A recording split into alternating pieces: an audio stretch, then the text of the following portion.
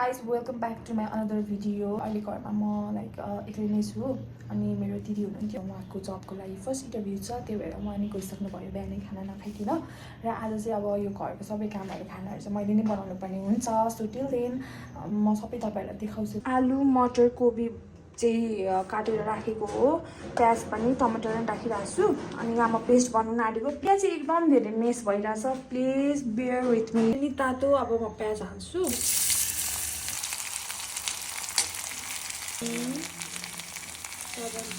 हालेर फेरि यसलाई म एकछिन भुटिदिन्छु कति छिटो छिटो खाना बनाउँदै लागेको सो म चाहिँ च्याउ अब बनाउन आँटेको च्याउको पनि तरकारी यो मेरो क्यामेरा राख्ने ठाउँै मिलेको छैन हौ ओके सो मैले दाल झानी पनि सकिसकेँ अब तरकारी बसाएको छु तरकारी चाहिँ कस्तो भइसकेको छ हेरौँ है त तरकारी चाहिँ यतिको रेडी भयो तर तल तल मुनि मुनि चाहिँ अलिअलि डढेको पनि छ तर त्यति धेरै डढेको पनि छैन एकदम राम्रो खालको स्मेल पनि आइरहेको छ अनि टमाटर चाहिँ हालिदिइहाल्नु है त टमाटर नै हालिदिएँ मैले अहिलेसम्म चिया नि खाएको छैन सो यहाँ चाहिँ चिया बनाउँदैछु म सो चिया नि रेडी भइसक्यो मेरो म चाहिँ चिया नि टन्नै खान्छु यस्तो चिया खाएपछि मात्रै चित्त बुझ्छ कि तो तरकारी नि रेडी भयो च्याउ छ अब यहाँ पानी नि उमाले मैले हो अब म चाहिँ च्याउलाई पहिले पानीमा उमाल्छु मजाले पखाल्छु त्यसपछि त्यसलाई फ्राई गरिदिन्छु आई डोन्ट नो हजुरहरू कसरी बनाउनुहुन्छ मलाई चाहिँ मम्मीले यसरी नै सिकाउनु भएको छ सानो सानोमा है खाना बनाउन मलाई पहिलेदेखि नै एकदम धेरै मन लाग्ने सबैजनाले मन पनि पराउनुहुन्छ मैले बनाएको खाना राम्रो लाग्छ भन्नुहुन्छ मिठो बनाउँछस् भन्नु पनि हुन्छ आई डोन्ट नो फुल्काउनु भएको हो कि रियालिटी हो त्यो चाहिँ थाहा भएन अब आफूलाई बनाएको खाना त अफकोर्स आफूलाई मनपर्छ तर अरूले पनि भन्नुहुन्छ प्यारेन्ट्सहरूले पनि भन्नुहुन्छ रिलेटिभ्सहरूले पनि भन्नुहुन्छ ओके सो च्याउ अब उमाल्नको लागि म रेडी गर्दैछु सबै कुराहरू रेडी पनि गरिसकेँ मैले होइन आज चाहिँ म च्याउमा अलिकति क्याप्सिकम पनि मिसाउनु आँटेको अलिकति क्याप्सिकम नि फ्राई गर्नु मन लाग्यो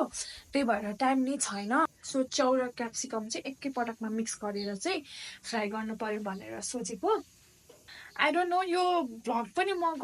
लाइक लिटरली राम्ररी गर्दैछु कि छैन त्यो नै थाहा छैन कि मलाई किनकि मैले भनिहालेँ मलाई त भ्लग एडिटिङहरू धेरै आउँदैन नि र मलाई प्यासन चाहिँ हो मेरो भ्लगिङ गर्नु किनकि मलाई एकदम मनपर्छ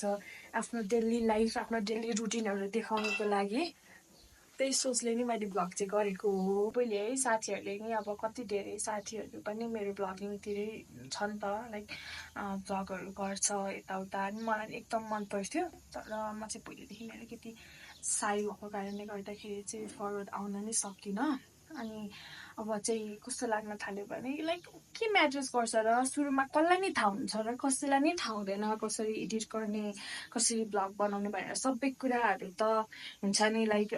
सिक्दै त जाने हो त्यही भएर मैले पनि ट्राई दिनु खोजेको च्याउनी उम्लिँदैछ अब 1 मिनट पनि उम्लिनु पर्दैन प्याज र क्याप्सिकम चाहिँ मैले थोर थोरै नै राखेँ तेल हाल्छु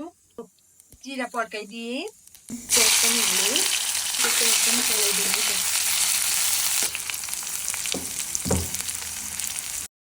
अनि यसमा चाहिँ मैले टमाटर हालेर एकछिन टमाटरलाई पकाउन थालेँ अनि त्यस पछाडि मैले क्याप्सिकम हालेँ अनि क्याप्सिकम पनि मजाले फ्राई गर्नु थालेँ अब पाकिन्छ एकछिन पाक्न त छोडिदिनु पऱ्यो नि त अनि क्याप्सिकम पनि मजाले पाको एकछिन चलाएर भुटिसकेपछि त्यस पछाडि त्यसमा मैले मसरुम हालेँ मसरुम पनि एकछिन चलाएँ भुटेँ एकदम राम्रो देखेको थियो कि खाम देखेको थियो अनि यसरी चाहिँ मेरो तरकारी नि रेडी भयो अब सबै खानेकुराहरू रेडी भइसक्यो दाल नि रेडी भइसक्यो आलु कोपी मटरको तरकारी नि रेडी भइसक्यो अनि क्याप्सिकम र मसरुमको तरकारी नि रेडी भइसक्यो माम नि रेडी भइसक्यो अब चाहिँ एकदम भोक लागेको छ खाना खान्छु ओके सो खाना पनि रेडी भइसक्यो आलु कोपी मटरको तरकारी मेथीको अचार मुलाको अचार क्याप्सिकम र मसरुमको तरकारी पनि रेडी भयो अब म चाहिँ खाना खान्छु so bye bye guys see you in the next blog till then stay safe stay happy